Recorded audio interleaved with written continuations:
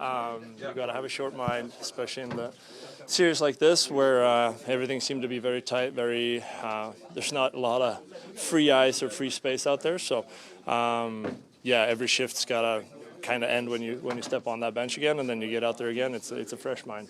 What's the right approach when it is that tight? From up top, the scores are tight, the game is tight. What's the right approach? Everything's a 50-50 battle. Well, you just got to kind of control what you can control and make sure that your game is always there, always alert, always knowing what's going on out there, because you know that little split second you're not, it could cost your game, right? So I think that's what this series is going to be all about. It's about limiting mistakes and obviously getting on the right side of scoring chances, because, I mean, you look at these two teams, I don't know how many times we've said it, how many guys have said it. I think it's the two best teams in the league, and you can tell how tight it is. How do you think you guys did it, shelving that loss? And obviously it's a late night, it's a hard game, it's emotional. Like, how long does it take you to push past that? How do you think you guys did with that?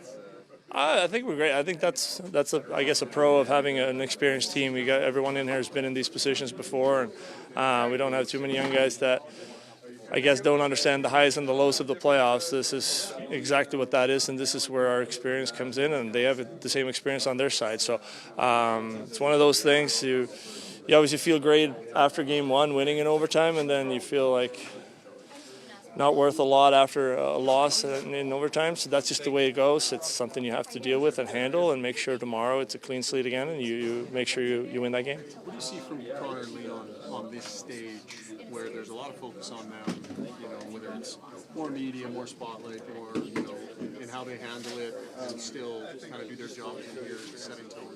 I think they're very confident and very comfortable in this situation. I just see leadership out of both of them. They lead by example on the ice, off the ice. I don't think that me as a player on their team could ask anything more out of them. I think they do everything possible that are in their power to be as prepared and as good as they can be for the best of the team.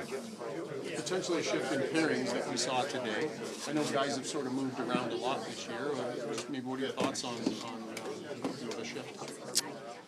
I mean, I look at my 3 games that I've played since I came back. I played a lot with John in that first game. It's just the way the game goes. Like, it seems like everybody's pretty confident playing with everybody, and we have a really good decor. Everyone's playing really well, so I don't think it matters much. It's more about focusing on what you do out there and your job, and help the team win. I mean, that's the ultimate here, so then it doesn't matter really who you're playing with, but we'll see you tomorrow. Mattias, what have you seen out of Jake Wallman, and what have you kind of been impressed with him from playing with him and from watching him in the press box for a little while?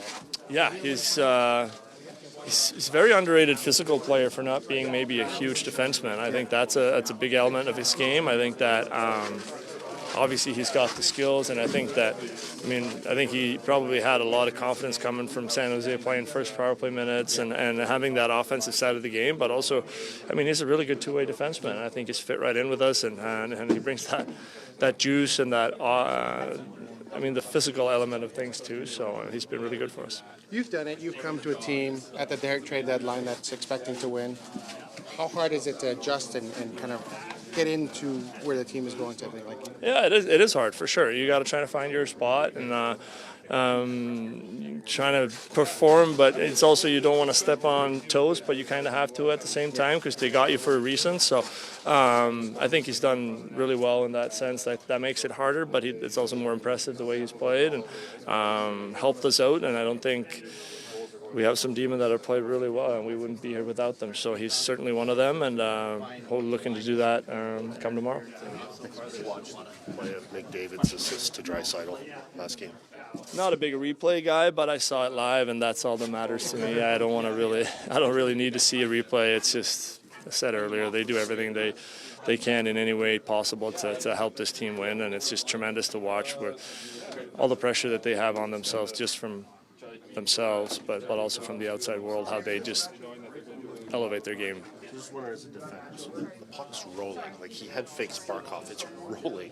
And do you think that's why Ekblad, like, tries to reach, like, as a defenseman? Yeah, Like, that would be one thing that I'd look for sure. Obviously, they're on the kill, so you got to be a little bit careful. But at the same time, the puck's rolling, and that's a goal line for me. I mean, you're trying to get them off the puck, especially him, right? Like you got Connor coming down, so.